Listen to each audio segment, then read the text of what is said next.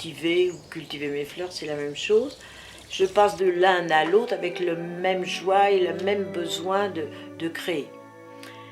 C'est peut-être un peu plus compliqué dans la peinture que dans le jardin, parce que le jardin c'est naturel, on leur parle gentiment, ça pousse.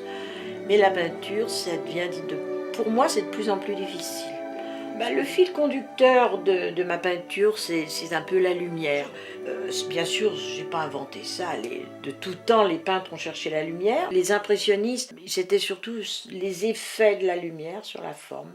Ça, j'ai aimé ça. Voilà. Puis après, c'est tellement difficile de s'accrocher à une théorie qu'une fois qu'on l'a un peu comprise, on a envie de peindre et de peindre pour arriver à affirmer ce qu'on pense.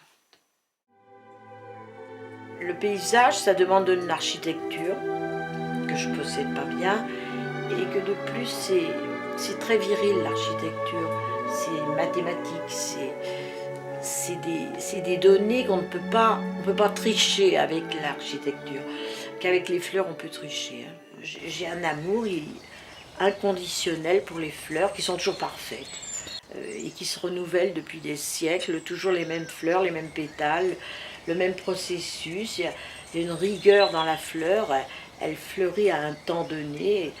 Et j'aime cette sagesse de la fleur.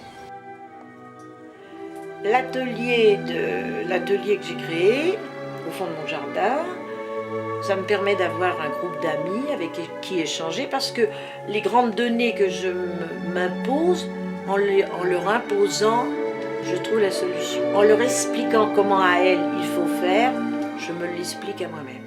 On est vraiment détaché de tout quand on peint.